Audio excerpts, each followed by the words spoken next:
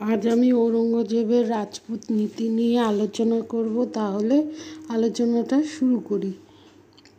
উত্তরাধিকার যুদ্ধের সময় রাজপুত সেনাপতিদের অধিকাংশ দাঁড়ার পক্ষ নেয়ায় ঔরঙ্গজেব তার সিংহাসনের প্রতি রাজপুতদের আনুগত্য সম্পর্কে সন্দেহ করতেন। সম্রাট আকবর রাজপুতদের প্রতি উদারতা দেখিয়ে মুঘল সাম্রাজ্যকে যেরূপ শক্তিশালী করেন, ঔরঙ্গজেবের সেরূপ দূরদর্শিতা ছিল না। তিনি ইসলামী রাষ্ট্র ব্যবস্থার প্রতি আগ্রহবশত রাজপুত শক্তির উপর নির্ভর না করার সিদ্ধান্ত নেন। ঔরঙ্গজেব অনুভব করেন যে হিন্দুদের বিরুদ্ধে তার পরিকল্পিত আইনগুলো প্রয়োগের ক্ষেত্রে রাজপুতরাই ছিল প্রধান বাধা। রাজপুতরা ছিল হিন্দু সমাজের মুখপাত্র। তারাই ছিল সামরিক এবং রাজনৈতিক ক্ষমতার অধিকারী। সুতরাং হিন্দুদের তারাই ছিল নেতা ও রক্ষক। রাজপুতদের নতজানু না করলে হিন্দুদের উপর বৈষম্যমূলক আইনগুলো প্রয়োগে তারা বাধা দিত। সৎনামী বিদ্রোহের পশ্চাতে রাজপুতদের নৈতিক সমর্থন ছিল, এটা সম্রাট প্রত্যক্ষ করেন। তাছাড়া কয়েকজন রাজপুত সেনাপতি খোলাখুলিভাবে তার বিরোধিতা করেন। যশবন্ত সিংহ ছিল শাহজাহানের আমল থেকে দরবারের এক প্রধান মনসবদার।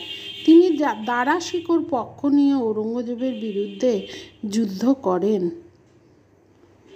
এই যুদ্ধে পরাজয়ের পর তিনি ঔরঙ্গজেবের প্রতি আনুগত্য জানালেও ঔরঙ্গজেব তাকে বিশ্বাস করতেন না। দরবারের অন্যতম প্রধান রাজপুত সেনাপতি জয়সিংহ সম্পর্কেও আকবরের মনে সন্দেহ ছিল। তাছাড়া আকবর বশ্যতার বিনিময়ে রাজপুত রাজাদের স্বায়ত্তশাসনের অধিকার দেন, কিন্তু ঔরঙ্গজেব এই নীতি পরিবর্তন করে রাজপুত রাজ্যগুলি নিজ হাতে অধিগ্রহণ করতে চান। ইসলামী আদর্শ অনুসরণ করে তিনি দরবারে হিন্দু রাজপুতদের প্রাধান্য হ্রাস এবং তাদের স্বায়ত্তশাসনের অধিকার হরণ করতে চান। ঔরঙ্গজেব অম্বরের রাজা জয়সিংহকে দক্ষিণে শিবাজির বিরুদ্ধে নিয়োগ করে বিশেষ সুফল পান। জয়সিংহের ঐকান্তিক চেষ্টার ফলে শিবাজির অধিকাংশ দুর্গ মুঘলের হাতে আসে এবং শিবাজি পুরন্দরের সন্ধি স্বাক্ষর করেন। তারই পরামর্শে শিবাজি দিল্লিতে আসেন এবং জয়সিংহ সম্রাটকে অনুরোধ জানান যেন তিনি শিবাজির প্রতি সম্মানজনক ব্যবহার করেন। ঔরঙ্গজেব অবশ্য জয়সিংহের পরামর্শ অগ্রাহ্য করেন। জয়সিংহকে বিজাপুরের বিরুদ্ধে নিয়োগ করা হয়। এখানে এই বীর সেনাপতিকে সম্ভবত বিষ প্রয়োগে হত্যা করা হয়। ঔরঙ্গজেবের হাত জয়সিংহের মৃত্যুর ব্যাপারে খুব পরিষ্কার ছিল না বলে অনেকে মনে করেন। জয়সিংহের সন্দেহজনক মৃত্যু রাজপুত সেনাপতিদের সচকিত করে। এরপর ঔরঙ্গজেব মারবারের রাজা যশবন্ত সিংহের দিকে দৃষ্টি দেন। মাঝখানে মারবারের মতো শক্তিশালী স্বয়ংশাসিত রাজ্যের অবস্থান ঔরঙ্গজেবের পছন্দ ছিল না।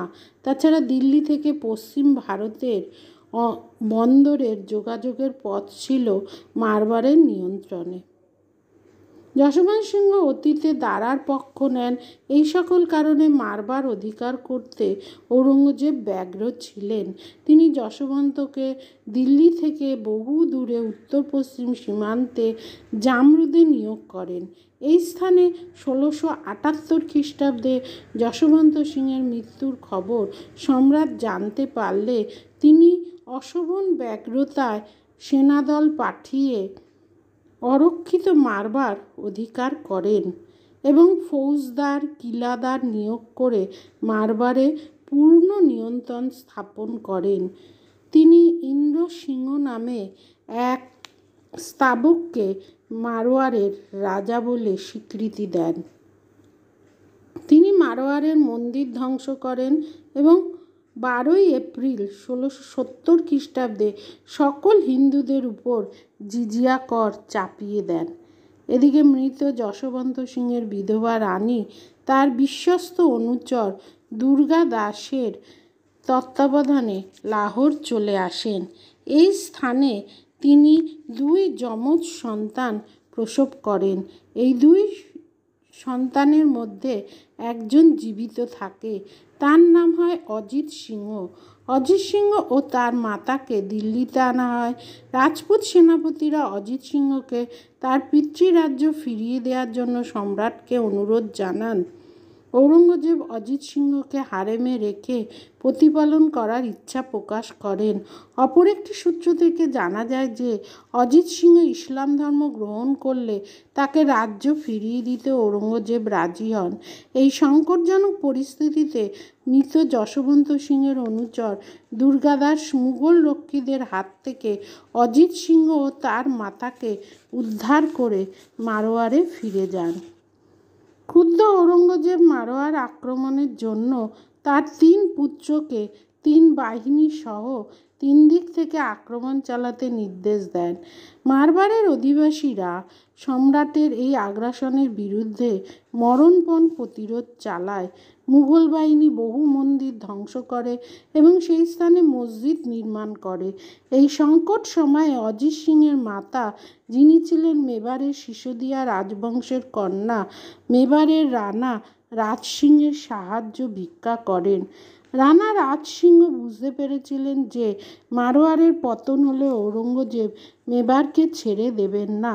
মারোয়ারের স্বাধীনতা রক্ষিত হলে মেবার নিরাপদ হবে। দ্বিতীয়ত, ঔরঙ্গজেব মেবারের রানা রাজ সিংহের কাছে জিজিয়া কর দাবি করায় রানা বিশেষ বিরক্ত হন। টড লিখিত রাজপুতনার ইতিহাসে সম্রাট ঔরঙ্গজেবের কাছে রানার পাঠানো একটি পত্রের উল্লেখ দেখা যায়। এই পত্রটির ভাব ও ভাষা থেকে বোঝা যায় যে জিজিয়া করের দাবিকে রানা কতটা অপমানজনক মনে করেন।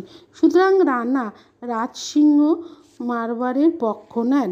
সিসোদিয়া রাঠৌর যুগ্ম প্রতিরোধে মুঘলের বিরুদ্ধে গড়ে ওঠে। রানা রাজ সিংহের উদ্দেশ্য বুঝতে পেরে ঔরঙ্গজেব মেবার আক্রমণ করেন। রানা রাজ সিংহ সম্মুখ যুদ্ধে ত্যাগ করে গেরিলা যুদ্ধ কৌশল নেন। তিনি নগর গ্রাম ছেড়ে আরাবল্লী পাহাড়ে ও জঙ্গলে আশ্রয় নেন এবং সুযোগ বুঝে মুঘলের উপর ঝাঁপিয়ে পড়েন। ঔরঙ্গজেব সহজেই চিতোর দুর্গ জয় করেন এবং কয়েক শত মন্দির ধ্বংস করেন, কিন্তু রানা অপরাজিত থাকেন।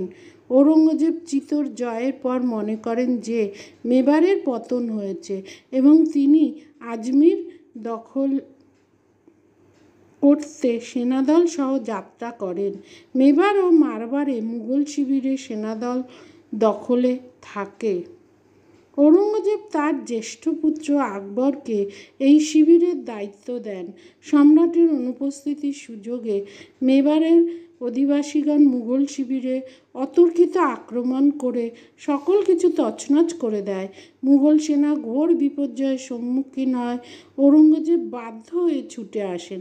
তিনি আকবরকে চিতোর থেকে বদলি করে মারবারে পাঠান এবং চিতোরের ভার যুবরাজ আজমের হাতে দেন। পিতার এই ব্যবহারে আকবর অপমানিত বোধ করেন। তিনি রাজপুতদের সঙ্গে যোগ দিয়ে পিতার সিংহাসন দখল করার উদ্দেশ্যে বিদ্রোহ করেন। রাজপুতরাও এই সুযোগের সদ্ব্যবহার করে। ইতিমধ্যে বৃদ্ধ মহারানা রাজ সিংহের মৃত্যু হলে তার পুত্র জয়সিংহ মেবারের সিংহাসনে বসেন এবং তিনি পিতার নীতি অনুসরণ করেন। 12ই জানুয়ারি 1681 খ্রিস্টাব্দে আকবর নিজেকে সম্রাট বলে ঘোষণা করেন। ঔরঙ্গজেব ইসলাম বিরোধী নীতি নেয়ার জন্য তাকে পদচ্যুত বলে ঘোষণা করেন। আকবর তার রাজপুত মিত্র সেনাসহ আজমিরে সম্রাটের শিবির আক্রমণের জন্য যাত্রা করেন। চতুর ও বুদ্ধিমান ঔরঙ্গজেব আকবরের নামে এক জাল চিঠি লিখে রাজপুত শিবিরে ফেলে দেন। এই চিঠিতে রাজপুতদের প্রতি আকবরের বিশ্বাসঘাতকতায় সম্রাটের সন্তোষ প্রকাশ করা হয়। এই চিঠি প্রকাশিত হলে রাজপুতরা আকবরের পক্ষ ত্যাগ করে। হতবুদ্ধি আকবর প্রাণ ভয়ে রাঠোর দুর্গাদাসের সাহায্যে দক্ষিণে শিবাজির পুত্র সাম্বাজির কাছে আশ্রয় নেন। রাজপুতরা এরপর ঔরঙ্গজেবের চাতুরি বুঝতে পারে। আকবর শেষ পর্যন্ত পারস্যের শাহের দরবারে আশ্রয় নেয়।